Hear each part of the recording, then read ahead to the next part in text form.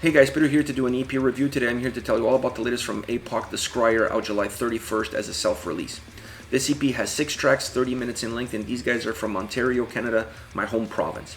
I've seen these guys live multiple times and they're always super consistent. The same can be said about their studio recordings. This EP is a perfect example of that.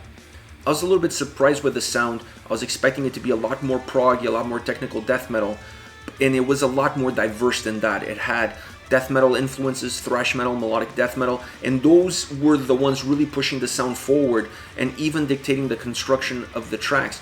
You still got a little bit of technical death metal, a little bit of prog, but it was just sprinkles. It just added flavor. It didn't really move the songs, it didn't change the dynamic of the songs, and it didn't push them forward within the release itself. So I like this approach. I like this different side of the band. At least to me it feels like it's a different side of the band. I just hope that this is something that they don't keep it just in this release. I really feel like there is an opportunity here to grow their sound, to expand the horizons of what they can do. And on a full-length album, you really need to have a lot of tricks up your sleeve in order to keep the listener engaged track after track after track without sounding repetitive. So having the ability to merge these influences into their already established sound, I think it's going to be a winning formula down the road on their next full-length album. Now, as far as this EP is concerned, let's start off with the first track, Devil Twin Part 1, The Birth of a Demon. Beautiful intro track, acoustic, stripped out, melodic, haunting. I just love the way it starts. It's about 2 minutes in length and it's absolutely beautiful. Now, the part that I don't like here is how it moves into the second song, which is Devil Twin Part 2, The Death of a Man. Obviously, these two songs are interconnected, but to me, sound-wise, they're completely disconnected. I felt that it would have been a lot better if the first song bled their sound into the start of the second song and not have this abrupt cut that it currently does. It really takes away the impact of the first track. It takes away the impact of that magnificent acoustic intro. So having these two better connected would be a lot better, because right now, as the acoustic ends, the heaviness, the powerful aggression of Devil Twin Part 2, The Death of a Man, starts really abruptly. The drums and guitar combo are extremely powerful in this track. I felt that the vocals were the perfect outlet for all the aggression that's built into this song. And it's a song that does a great job alternating tempos, and it really keeps the overall motion of the song itself very fluid. It doesn't stagnate, it doesn't stop, it's always moving in a different direction. So I like that aspect of it. I just don't like how these two songs are interconnected at the beginning of this release. Next, the Scryer, a more linear and brutal track that doesn't offer as many deviations as Devil Twin Part 2. This is more straightforward. It's not as erratic, if you will, in the way it's constructed and in the way it sounds. It has a really melodic riff in the chorus, and it's a lot heavier in the verses, so it has this dynamic change, but it's not extreme. There's not an extreme break between the verses and the chorus, which allows the song to be very linear, very cohesive in the way it's structured and the way it's put together. So very compact track, even though it changes as far as the melody is concerned from the verses into the chorus. The solo offers a much different approach and has such a great sound. It has such a great characteristics. It really explodes onto the track, and the way it leads itself into the solo is also great. So I love the combination of how the drums sound as they're going into the solo, how the solo comes in, stays with the drums, the solo on top of it. It becomes this mixture of power and melody coming together from two different elements that it works extremely well for a song that up until that point is so linear, is so straightforward. It doesn't really offer any deviations. This is the major break within the song. Once the solo is finished, then it goes back into the original formula. It goes back into that beaten path, and you're back to where it started. So I like that abrupt break within the middle of the track. It really changes things a little bit, but overall, this is a very cohesive song from start to finish. Next, Shrapnel Baptized.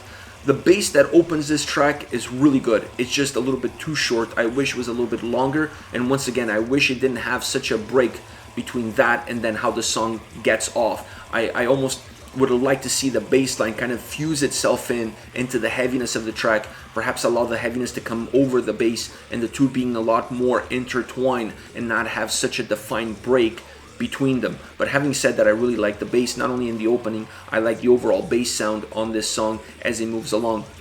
As it starts to move and as it starts to progress, it feels to me that it gets a little bit darker as far as the sound and presence is concerned. It really alternated approaches and soundscapes, which allows the track to be very fluid and very dynamic.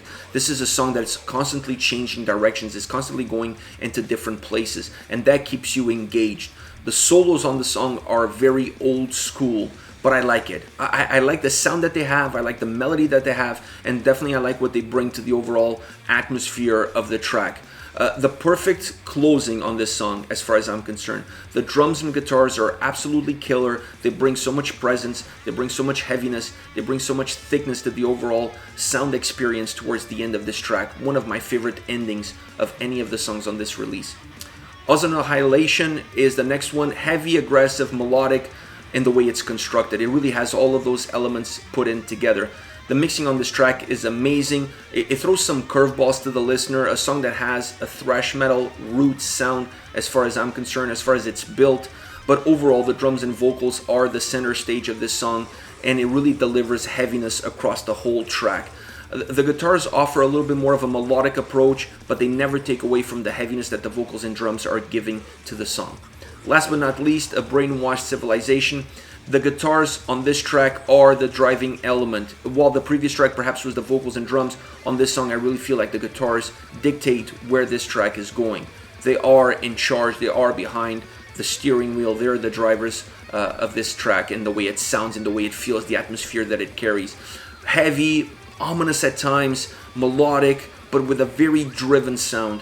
The drums are laying the groundwork, and the vocals are leading the way. It has an interesting combination of factors, because I really feel like that's how it's set up. It's almost like a sandwich. You have the drums underneath it, giving the foundation. You have the guitars in the middle that are really pushing the song forward, that are really driving the sound, that are moving the track, that are taking it all the way along. And then on top of it, you have the vocals that are telling the guitars where to go, left, right, or straight. So I like how this song is constructed. I like how it's delivered. It has a real strong presence. It has a lot of layers to it, but they're all really well connected to give this track and to give this EP the perfect closing and to really finish on a high note with a really strong interconnected song that has great guitar playing all around. I mean, if you're a fan of more of the technical death metal side of the band, this song, while not being overly technical, it really offers more of a glimpse into what they can do on a guitar side, and from that perspective.